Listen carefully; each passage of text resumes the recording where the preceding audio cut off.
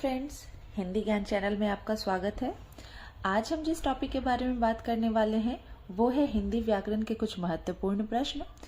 आपको हिंदी व्याकरण के जो महत्वपूर्ण प्रश्न होते हैं हर परीक्षा में पूछे जाते हैं, जैसे सी टेट हो गया, यूपी टेट हो गया, जे टेट हो गया या फिर और भी टेट से संबंधित कोई भी एग्जाम्स हो उसमें जरूर पूछे जाते हैं। और हिंदी व्याकरण के प्रश्न आपको और भी विभिन्न परीक्षाओं में देखने को मिलते हैं। तो चलिए आज हम लोग हिंदी व्याकरण के महत्वपूर्ण प्रश्नों के बारे में आज जानकारी लेते हैं।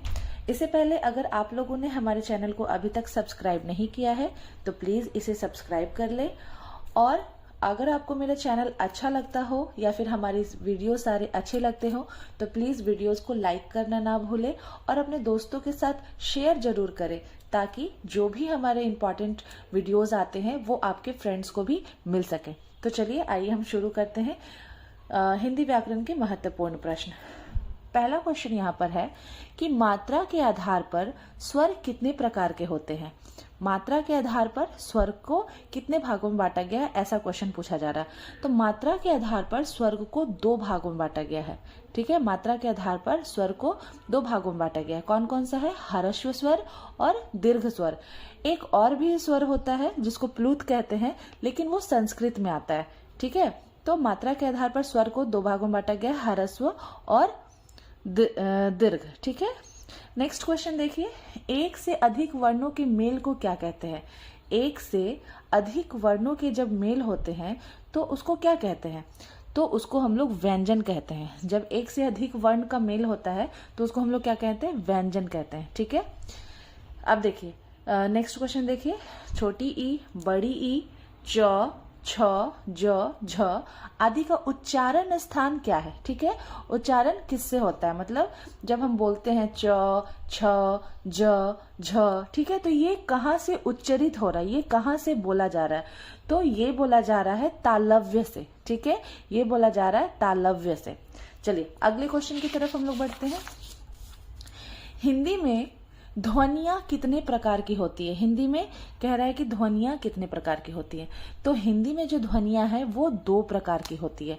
ठीक है, हिंदी में ध्वनियां कितने प्रकार की होती है? दो प्रकार की होती है। कौन कौन सी? स्वर और व्यंजन। स्वर और व्यंजन। हिंदी में ध्वनियां कितने प्रकार की होती है? स्वर और व्यंजन। ठीक है, नेक्स्ट क्वेश्चन की तरफ बढ़ते हैं हम लोग। जिनका उच्चारण स्वतंत्रता से होता है और जो व्यंजन के उच्चारण में सहायक होते हैं उसे क्या कहते हैं? मतलब जिनका जो उच्चारण होता है वो स्वतंत्रता से हो जाता है, किसी के साथ नहीं होता है। ठीक है, वो खुद से होता है।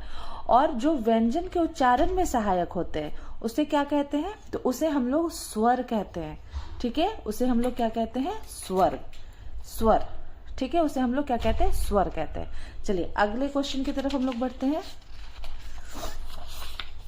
निम्नलिखित में से कौन सा ऊष्म व्यंजन है? निम्नलिखित में से अब इसमें आपको बताना है कि कौन सा ऊष्म व्यंजन है। ह, ल, म, ज, इसमें बताना है आपको कि ऊष्म व्यंजन कौन सा है। तो ऊष्म व्यंजन की संख्या मैं आपको बता देती हूँ। ऊष्म व्यंजन की संख्या होती है 4। ठीक है, कौन कौन से होते हैं? ये तीनों श होते हैं।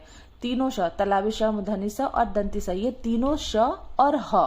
ठीक है, तीनों श और ह इनको मिलाकर क्या हो जाता है? ये 4 जो होते हैं वो ऊष्म व्यंजन होते हैं। आपको परीक्षा में जरूर पूछा जाता है कि ऊष्म व्यंजन किसे कहते हैं या फिर ऊष्म व्यंजन कौन है, निम्नलिखित में से पहचाने कि ऊष्म व्यंजन कौन सा है। तो तीनों स, ठीक है, तीनों स और ह। ठीक है, ये क्या है? ऊष्म व्यंजन है। चलिए अब देखते हैं नेक्स्ट क्वेश्चन। अनुस्वार किसका कार्य करता है? अनुस्वार जो होता है वो किसका कार्य करता है? तो वो विसर्ग का करता है, चंद्र बिंदु का करता है, पंचम वर्ण का करता है या फिर स्वर का करता है? तो वो पंचम वर्ण का करता है। अनुस्वार किसका कार्य करता है? पंचम वर्ण का। ठीक है, अनुस्वार पंचम वर्ण का कार्य करता है। चलिए नेक्स्ट क्वेश्चन देखते हैं हम लोग। हिंदी वर्णमाला में ऊष्म व्यंजन कौन से हैं? अभी मैंने आपको बताया कि हिंदी वर्णमाला में ऊष्म व्यंजन कौन से हैं। तो तीनों श, देखिए तलावी श, मूर्धनी स, दंती स और ह, ये क्या है? ऊष्म व्यंजन है। ठीक है, ये ऊष्म व्यंजन है। 4 व्यंजन है, आप लोग ऊष्म व्यंजन याद रखेंगे, तीनों श और ह। चलिए ठीक है, नेक्स्ट क्वेश्चन की तरफ बढ़ते हैं। य, र, ल, व को कौन सा व्यंजन कहते हैं? य, र, ल, व को कौन सा व्यंजन कहते हैं? तो ये है अंतस्थ व्यंजन। इसको क्या कहते हैं? अंतस्थ व्यंजन।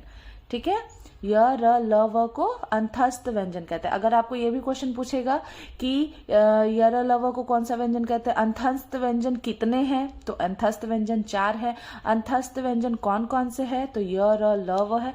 आप किसी भी तरह से क्वेश्चन अगर घुमाकर पूछता है तो आप इसको आंसर कर सकते हैं। ठीक है, य र ल व कौन से व्यंजन है, तो अंतस्थ व्यंजन है। चलिए नेक्स्ट क्वेश्चन की ओर बढ़ते हैं हम लोग। निम्नलिखित में से कौन सा शब्द पुल्लिंग है, निम्नलिखित में से कौन सा शब्द पुल्लिंग है, दीमक, रात, वर्षा, विधुर। ठीक है, इसमें आपको बताना है कि कौन सा शब्द पुल्लिंग है। तो पुल्लिंग जो है वो हमारा विधुर शब्द है। ठीक है, विधुर क्या है, पुल्लिंग शब्द है। अब देखिए, किसी भी शब्द को अगर आपको स्त्रीलिंग और पुल्लिंग बनाना है, ठीक है, अगर आपको नहीं आ रहा है, ये एग्जाम में जरूर पूछा जाता है, तो आप उस शब्द को क्या करेंगे, वाक्य बनाकर देखेंगे। आप जब किसी शब्द को वाक्य में बदलते हैं तब उसके लिंग के बारे में आपको पता चलता है। ठीक है, जैसे वर्षा हो रही है, ठीक है, तो ये तो हो रही है, स्त्रीलिंग है, आपको समझ में आएगा जैसे कि। उसी तरह रात हो गई, ठीक है, और दीमक लगी हुई है ना, तो ये आप लोग समझ सकते हैं। ठीक है, ये आपको समझ में आ जाएगा। जब भी किसी शब्द को आप वाक्य बनाते हैं तब आपको स्त्रीलिंग और पुल्लिंग के बारे में पता चल जाता है। ठीक है, चलिए नेक्स्ट क्वेश्चन की तरफ बढ़ते हैं। जिन ध्वनियों की गणना न स्वर में की जाती है और न ही व्यंजन में की जाती है उसे क्या कहते हैं। जिन ध्वनियों की अगर कोई ध्वनि है उसकी गणना ना तो स्वर में की जा रही है, ना तो उसको स्वर में गिना जा रहा है और ना ही व्यंजन में गिना जा रहा है, तो वो क्या कहलाता है, उसको आगत स्वर कहते हैं, उसमें कहते हैं अंतस्थ कहते हैं या अयोगवाह कहते हैं। तो उसको हम लोग क्या कहते हैं, अयोगवाह कहते हैं। ठीक है, अयोगवाह कौन कौन से है आपको पता होना चाहिए। जो अनुस्वार होता है वो अयोगवाह है, और जो विसर्ग होता है वो अयोगवाह है। ठीक है, कौन कौन सा, अनुस्वार और विसर्ग जो होता है वो अयोगवाह है। ठीक है, चलिए अगले क्वेश्चन की तरफ हम लोग बढ़ते हैं। नेक्स्ट क्वेश्चन है, स्वर संधि कितने प्रकार के होते हैं। स्वर संधि, ठीक है, मैंने आपको संधि के ऊपर पूरा वीडियो बनाया है, आप उसको एक बार जरूर देखिएगा। तो स्वर संधि कितने प्रकार के होते हैं, स्वर संधि 5 प्रकार के होते हैं। ठीक है, मैंने आप बहुत अच्छे तरीके से बताया है संधि किसे कहते हैं, संधि के कितने भेद होते हैं, संधि को कैसे पहचान सकते हैं, ये सब मैंने आपको बताया है। ठीक है, तो ये स्वर संधि के कितने प्रकार होते हैं, तो स्वर संधि के 5 प्रकार होते हैं। कमेंट में आप मुझे बताइएगा कि कौन कौन से प्रकार होते हैं। ठीक है, जरूर मुझे बताइएगा कि स्वर संधि के कौन कौन से प्रकार होते हैं। चलिए नेक्स्ट क्वेश्चन देखते हैं हम लोग। सर्वनाम के कितने प्रकार होते हैं, सर्वनाम के कितने प्रकार होते हैं। तो सर्वनाम के क्या 4 होते हैं, 5 होते हैं, 6 होते हैं या 7 होते हैं। ठीक है, तो सर्वनाम के 6 प्रकार होते हैं। ठीक है, सर्वनाम के कितने प्रकार होते हैं, 6 प्रकार होते हैं। अगर आपको पता है तो इसे भी मुझे कमेंट में बताइएगा, अन्यथा मैं इसको आपको अगले वीडियो में जरूर बताऊंगी। ठीक है, सर्वनाम के कितने प्रकार होते हैं और कौन कौन से प्रकार होते हैं ये मैं जरूर आपको बताऊंगी। चलिए अगले प्रश्न की तरफ हम लोग बढ़ते हैं। नेक्स्ट क्वेश्चन है, निम्नलिखित में से अंतस्थ व्यंजन कौन सा है। निम्नलिखित में से अंतस्थ व्यंजन कौन सा। अभी मैंने आपको बताया अंतस्थ व्यंजन, देख लीजिए इसमें ग, ज, व, स कौन सा है, बता सकते हैं आप। इसमें जो व है वो क्या है, अंतस्थ व्यंजन है ना।